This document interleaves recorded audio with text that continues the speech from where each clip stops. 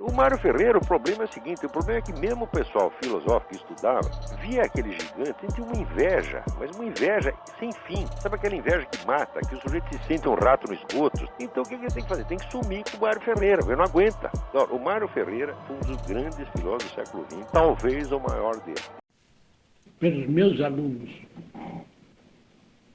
para dar-lhes um curso de economia,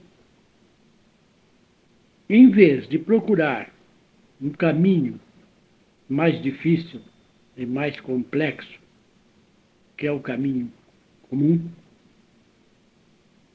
imaginei fazer um curso de máxima simplicidade, em que as ideias fossem apresentadas intuitivamente numa sequência racional, bem lógica, sem a necessidade de longos raciocínios, mostrando deste modo que realmente a economia é uma ciência fácil, é apenas uma ciência do bom senso, que foi tornada difícil pelos tratadistas. Assim, vamos colocá-la desde o início na época moderna, na época que vivemos. Dentro dos problemas econômicos que nós assistimos. Porque as partes correspondentes para digressões de caráter histórico ou de pesquisa histórica, apenas indicaremos aos alunos que quiserem quais obras deverão ler, por que caminhos deverão seguir para obter os conhecimentos que desejarem. De antemão, podemos dizer o seguinte: a economia é uma ciência simples, clara, intuitiva. É meramente o bom senso tornado difícil de compreender, como já o definiu um economista. E tornado difícil de compreender por quê? Porque a economia, na nossa época, está sofrendo daquela crise que abrange todas as ciências do homem moderno, ou pelo menos que o homem moderno aborda seguindo os novos critérios.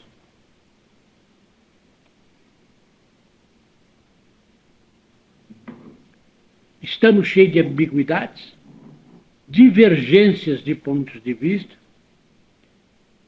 palavras que representam ideias distintas, sentidos diferentes, intencionalidades das mais várias, finalidades diversas, de modo que, nesse estado de coisas, não é possível haver um pleno entendimento.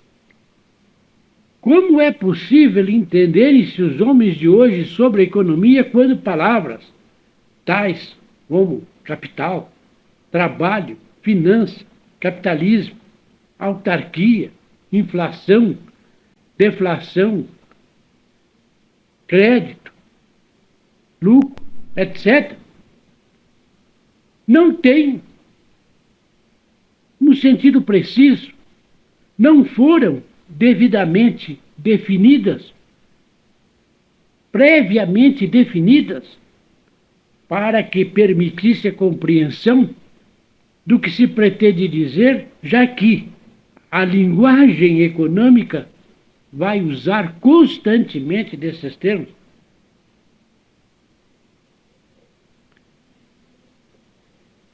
Muitas vezes, Encontramos um economista que usa um palavreado técnico complicado, cheio de expressões aparentemente difíceis, tudo, enfim, com uma única finalidade: ocultar a sua vacuidade, ocultar o seu pensamento singelo, dar a impressão de que realmente ele esteja tratando de alguma coisa misteriosa e, deste modo, poder embaucar o pobre do leitor que julga que está em face de um pesquisador profundo que conseguiu penetrar no sétimo mistério.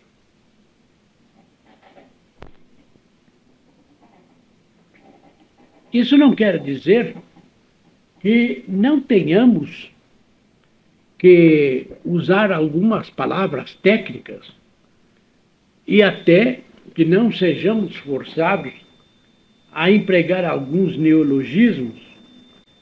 Sobretudo, também tenhamos que buscar alguns termos retirados da filosofia para com eles poder dar clareza ao que nós pretendemos tratar. Mas procuraremos explicá-los, a fim de evitar que o leitor tenha deles qualquer conceituação que possa perturbar-lhe a compreensão do que pretendemos dizer. Nós vamos facilitar aos nossos ouvintes a tradução exata daquilo que nós vamos empregar, da linguagem que nós vamos empregar. E vamos procurar mostrar que nossos raciocínios seguem uma sequência lógica, correta, segura, e que a economia é isto mesmo. É isto. Bom senso. Como nós vamos partir da época moderna, vamos partir do que predomina na época moderna, que é o que se chama o capitalismo. E ao lado desse capitalismo, o seu aspecto mais importante, que é a finança. Impõe-se assim, de antemão, que nós tornemos claro esses dois conceitos: capitalismo e finança.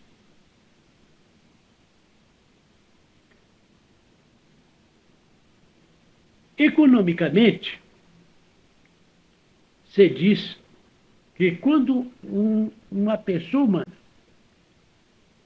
possui um bem, um imóvel, por exemplo, uma empresa,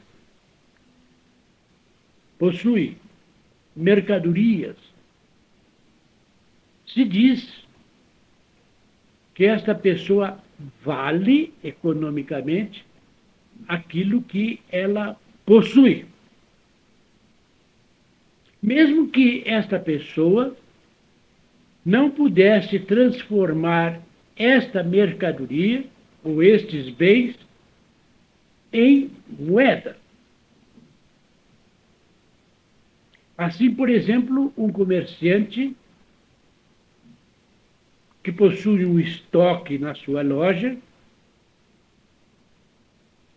ele pode possuir 1 milhão, digamos, em estoque, sem necessidade de que nós definamos claramente tanto é disto, tanto é aquilo, tanto é daquilo outro. Quer dizer, ele tem um estoque que vale 1 milhão.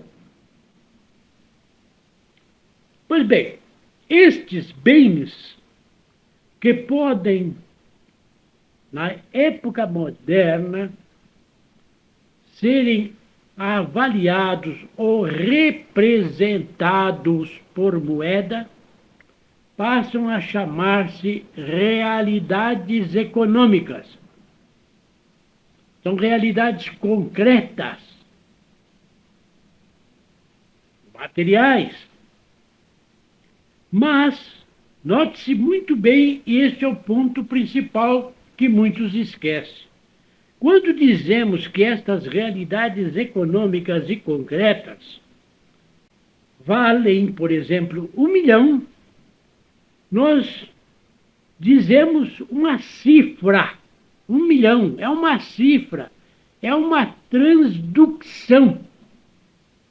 Nós já passamos de uma outra linguagem, da linguagem da realidade econômica para uma linguagem de cifras. E isto vai nos facilitar certas expressões dentro do campo da economia. Muito bem.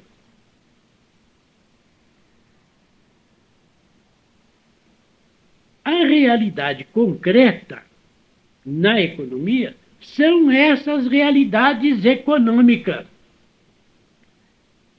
E a cifra é apenas a tradução. É um outro idioma, como se fosse um outro idioma a referir-se às mesmas realidades econômicas. São as mesmas realidades econômicas vistas em termos de cifras.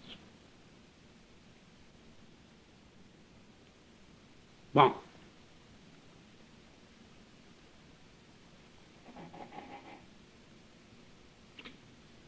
todos os senhores sabem como surgiu a moeda e agora já tem mais ou menos claro o que ela significa.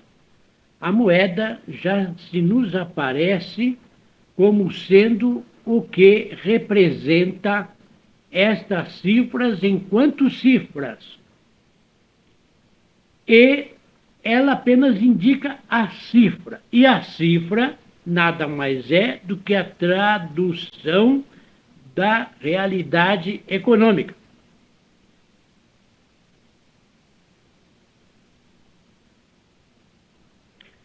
Se observar bem, dentro da economia moderna, a moeda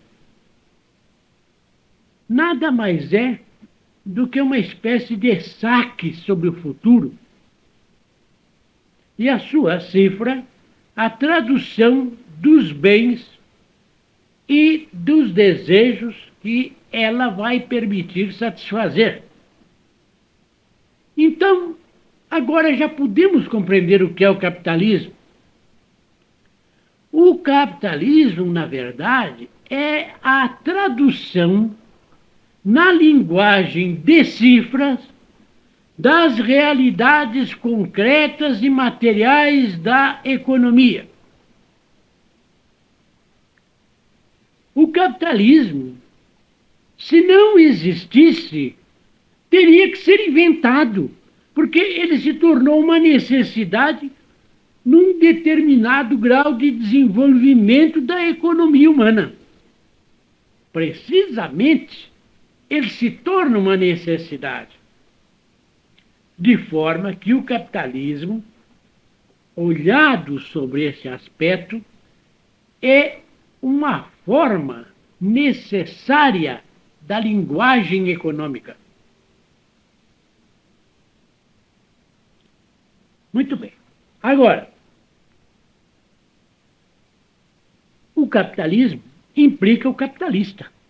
E quem é o capitalista? O capitalista é todo aquele indivíduo que possui um bem que pode receber uma cifra, um bem que pode ser negociável. Onde há propriedade individual, necessariamente haverá capitalismo e capitalistas, segundo os graus, naturalmente, da evolução econômica do grupo social.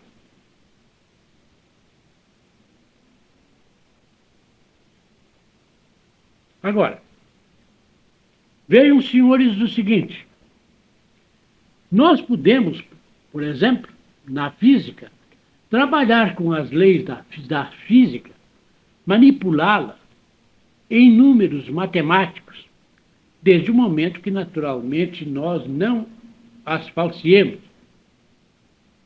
Pois bem, o capitalismo permite também uma espécie de manipulação da economia com a condição de que ele não viole as leis que decorrem dessas suas verdades fundamentais, porque, do contrário, virão as más consequências. É o que nós veremos a seguir. Desde que respeite a lei. Como um físico, desde que respeite as leis da física, ele pode manipular com números estas leis. Bem, quais são estas leis, então, na economia? Estas leis são o seguinte, e é muito fácil e intuitivo que nós cheguemos a ela. Primeiro, porque se os bens que são cifráveis, eles são econômicos porque valem, porque eles satisfazem necessidades. Então, a primeira lei é a lei do valor. Esta lei tem que ficar fundada nas coisas, nos dados da economia, no que é concreto na economia, e não nas cifras. Porque as cifras é uma mera tradução da economia.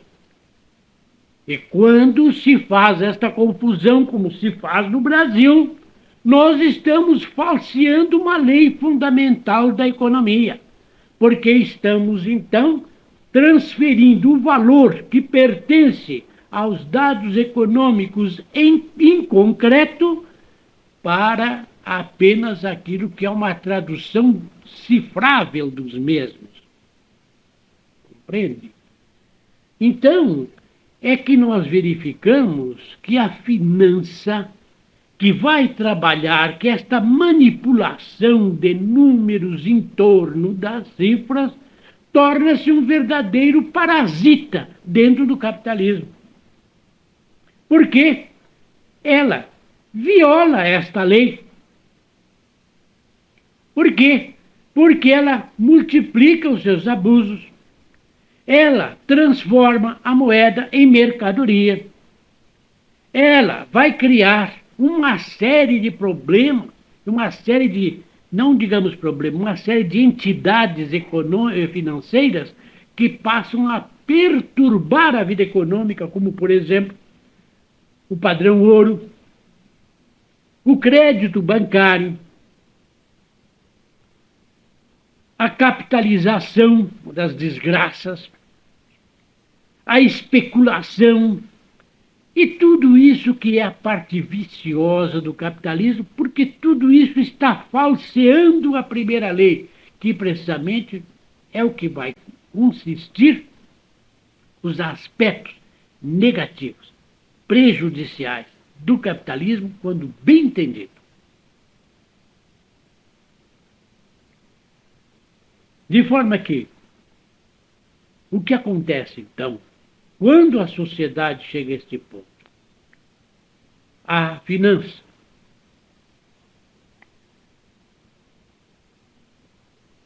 ela faz com que a economia passe a servi-la, em vez dela servir a economia. Ela passa a economia a seguir os seus desígnios. Ela obriga a economia a ajoelhar-se ante as suas cifras. Ela transforma essas cifras em verdadeiras entidades míticas que passam a ter um papel de realidade, de valor real, de verdadeiro valor econômico. Ora, só poderia haver uma verdadeira tradução na finança da realidade do capitalismo se a manipulação do dinheiro fosse uma prestação de serviço da finança ao capitalismo. correspondesse à realidade econômica da sociedade. Mas não é, como nós vamos ver. Então já sabemos agora quem é essa figura do financeiro, ou alguns chamam do financista. Financista é mais no sentido, digamos, teórico do que estuda finanças. Financeiro daquele que manipula a finança. Então o que nos interessa mais aqui é a figura do financeiro, daquele que manipula a finança. Quem é ele? Precisamente este. É o homem que ganha manipulando o dinheiro. Ele não produz nada, ele não transporta nada, ele não difunde nada, ele não oferece nenhum serviço, ele apenas manipula estas cifras e com elas ganha. Este é o financeiro. Porque a indústria, senhor, e o comércio, a indústria tomando, nesse caso também a agricultura, estas só poderão fundar-se sempre na troca. Só o financeiro é que pode, na manipulação da moeda e do dinheiro, que depois nós vamos distinguir, que é a moeda do dinheiro, por enquanto vamos deixar assim, ganha e perturba o próprio capitalismo. E ele perturba porque viola a primeira lei. Nós veremos nas outras aulas outras leis e veremos como elas são violadas. E veremos que todas as desgraças do mundo moderno surgem da violação feita sobre as leis da economia, que mateticamente podemos estabelecer e cujo respeito é a única segurança para uma paz e para uma tranquilidade humana no campo das realizações econômicas, para que o homem finalmente atinja tudo aquilo quanto ele deseja para o seu bem e para o bem dos seus descendentes. Por hoje é só. Se os senhores gostarem desta aula, prosseguirei.